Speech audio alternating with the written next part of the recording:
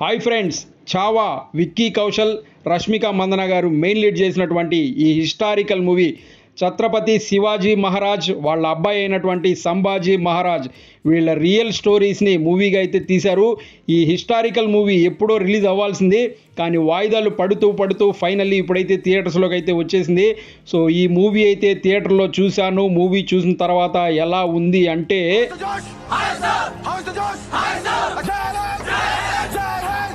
So Vicky Kaushal గారి ఒక cinema ఉంటుంది ఉరి అనేసి, అందులో ఉంటుంది ఈ డైలాగు హౌ ఇస్ ద జోష్ అనేసి. ఆ డైలాగ్ కనుక మీరు థియేటర్లో చూస్తే మీ రోమాలు నిక్కబొడుచుకుంటాయన్నమాట. అదేవిధంగా ఈ మూవీలో కూడా ఒక డైలాగ్ ఉంటుంది జై భవానీ అనేసి. ఆ డైలాగ్ మీరు థియేటర్లో విన్నారంటే మీ రోమాలు నిక్కబొడుచుకుంటాయి. ఆ విధంగా ఉంటుంది సినిమా అంతా కూడా, మనకు గూస్ బంప్స్ అనమాట. ఆ విధంగా అయితే ఉంటుంది మూవీ. సో ముఖ్యంగా విక్కీ కౌశల్ గారు ఆ పాత్రలో ఒదిగిపోయిన తీరు కనుక చూసుకున్నట్లయితే ఆయన బాడీ లాంగ్వేజ్ కానివ్వండి, ఆయన డైలాగ్ డిక్షన్ కానివ్వండి, ఆ యాక్షన్ కానివ్వండి, ఇవన్నీ చూస్తే నిజంగానే సంభాజీ మహారాజ్ అని ఆయన ఎలా ఉన్నాడో మనకు తెలియదు, కానీ ఈయన్ని చూస్తే ఈయనలాగే ఉన్నాడేమో అన్నంతగా మనకు ఆ పాత్రలో ఆయన జీవించాడని చెప్పొచ్చు. ఆ విధంగా అయితే ఉంటుంది విక్కీ కౌశల్ గారి ఆ యొక్క క్యారెక్టరైజేషన్ అనేది. సో డైరెక్టర్ ఇటువంటి ఒక క్యారెక్టరైజేషన్ ఆయనకి ఇచ్చినందుకు డైరెక్టర్కి థ్యాంక్స్ చెప్పాలని ముందు. సో ఈ మూవీ స్టోరీ వచ్చేసి ఒక హిస్టారికల్ స్టోరీ అని చెప్పొచ్చు అనమాట. మెయిన్ స్టోరీ ఏంటి అనేసి కనుక చూసుకున్నట్లయితే, మరాఠా పోరాట యోధుడైనటువంటి ఛత్రపతి శివాజీ మహారాజ్ ఉన్నన్ని రోజులు వాళ్ళ ఆస్థానం వైపు ఎవరు కూడా కన్నెత్తి చూడడానికి భయపడుతూ ఉంటారు.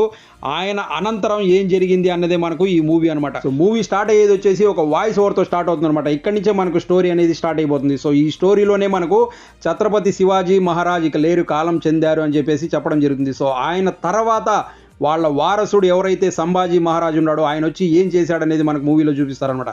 సో ఈ విధంగా ఇక ఛత్రపతి శివాజీ మహారాజ్ లేరు అని తెలుసుకున్న తర్వాత ఎవరైతే ఔరంగజేబు ఎప్పుడెప్పుడు దక్కన్ సంస్థానం వైపు రావాలి అనేసి చూస్తూ ఉంటాడో, ఇక మనకి ఎదురు లేదు, మనం వెళ్ళొచ్చు అనుకునేటప్పుడు లేదు, ఇంకా ఈ యొక్క ఛత్రపతి శివాజీ మహారాజుకి సంబంధించినటువంటి రక్తం ఇంకా ఉంది, మీరు ఈ పక్క రాలేరు అని చూపించడం కోసం సంభాజీ మహారాజ్ ఔరంగజేబుకు సంబంధించినటువంటి సంస్థానాలపైనే ఇతను దాడి చేస్తాడనమాట. దాడి చేసి అక్కడ ఉన్నటువంటి సంపదని కొల్లగొట్టి తీసుకొస్తాడు.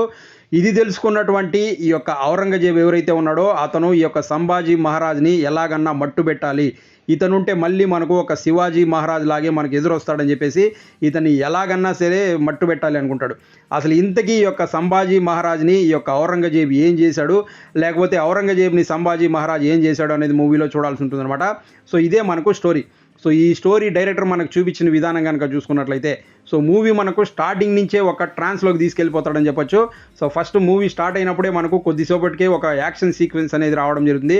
ఆ యాక్షన్ సీక్వెన్స్లోనే మనకు అసలు హీరో ఆ సంభాజీ మహారాజ్ అంటే ఏంటి అనేసి మనకు చూపించేస్తాడు. సో మళ్ళీ మనకు కొంచెం స్టోరీ అనేది మెల్లగా అలా నడుస్తూ ఉంటుంది, కొంచెం అనేది మనకు స్లోగా ఉంటుంది. దాని తర్వాత ఇంటర్వల్కి వచ్చేసరికి మనకు ఒక మంచి పాయింట్తో ఇంటర్వల్ రావడం జరుగుతుంది. సో నెక్స్ట్ సెకండ్ హాఫ్ కనుక చూసుకున్నట్లయితే మొత్తం మనకు యాక్షన్ ఎపిసోడ్సే ఉంటాయి. ఒక 45 మినిట్స్ అంటే ప్రీ క్లైమాక్స్, క్లైమాక్స్ ఇది కనుక చూసుకున్నట్లయితే మనకు గూస్ బంప్స్ అన్లిమిటెడ్ అనమాట. ఆ విధంగా ఉంటుంది.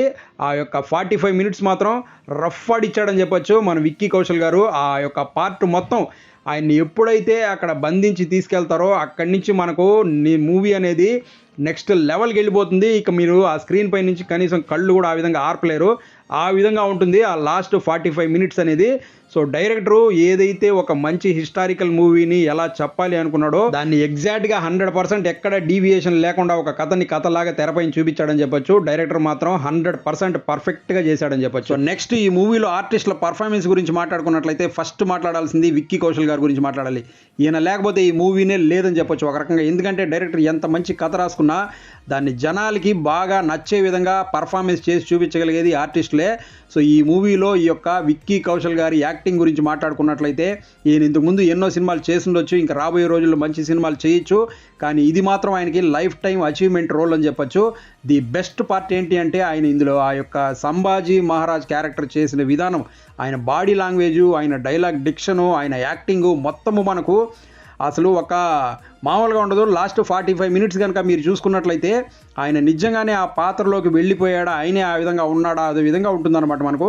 సో ఫస్ట్ నుంచి కూడా అదే విధంగా ఉంటుంది ఆ క్యారెక్టరు. ఆ యొక్క రాజసం కానివ్వండి, ఆ యాక్టింగ్ కానివ్వండి నెక్స్ట్ లెవెల్ ఉంటుంది. అలాగే చావా అంటే మీనింగ్ ఏంటి అనేసి లాస్ట్లో చెప్తాడు ఆయన. ఛత్రపతి శివాజీ మహారాజ్ మా నాన్న, ఆయన ఒక సింహం రా, సింహానికి పుట్టిన బిడ్డనే చావా అంటారు, అది నేనే రా అని చెప్తాడు ఆయన. ఆ డైలాగ్ ఉంటుంది, ఎక్సలెంట్గా ఉంటుంది అనమాట మూవీలో. మీరు మూవీ చూస్తే అర్థమవుతుంది ఎందుకు నేను ఇంతలా చెప్తున్నాను అనేసి. సో ఇదైతే ఆయనకి లైఫ్ టైం అచీవ్మెంట్ రోల్ అని చెప్పొచ్చు. ఎక్సలెంట్గా చేశాడని చెప్పొచ్చు.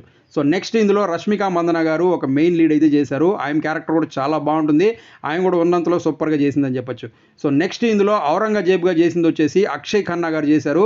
ఆయన క్యారెక్టర్ అయితే సూపర్గా ఉంటుంది. అసలు నమ్మరు మీరు, ఆయనైనా ఈ క్యారెక్టర్ చేసింది అన్న విధంగా ఉంటుందన్నమాట ఆయన క్యారెక్టరు. ఆయన కూడా సూపర్గా సెట్ అయ్యారు. సో మిగిలిన వాళ్ళు కూడా వాళ్ళ క్యారెక్టర్స్ వరకు సూపర్గా చేశారని చెప్పొచ్చు. సో నెక్స్ట్ ఈ మూవీకి మ్యూజిక్ కనుక చూసుకున్నట్లయితే the great legendary A R Rahman garu అయితే ఈ మూవీకి మ్యూజిక్ అనేది ఇచ్చారనమాట. బ్యాక్గ్రౌండ్ స్కోర్ అయితే మాత్రం నెక్స్ట్ లెవెల్లో ఉంటుంది. అలాగే సాంగ్స్ కూడా మనకు చాలా చాలా బాగుంటాయి. సో ఏఆర్ రెహమాన్ గారు బెస్ట్ ఇచ్చారని చెప్పొచ్చు ఈ మూవీకి. అలాగే మూవీకి సినిమాటోగ్రఫీ కూడా ఒక ప్లస్ అని చెప్పొచ్చు. సినిమాటోగ్రఫీ మాత్రం చాలా చాలా చాలా బాగుంటుంది.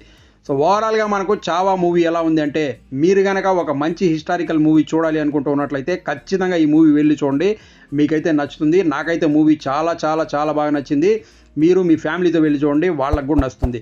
సో అది ఫ్రెండ్స్, చూసారు కదా, ఈ వీడియో మీకు నచ్చినట్లయితే లైక్ చేసి ఛానల్ సబ్స్క్రైబ్ చేసుకోండి. మీకు నచ్చే మరో మంచి వీడియోతో మీ ముందు మళ్ళీ వేస్తాను. Thanks for watching this video. Thank you very much.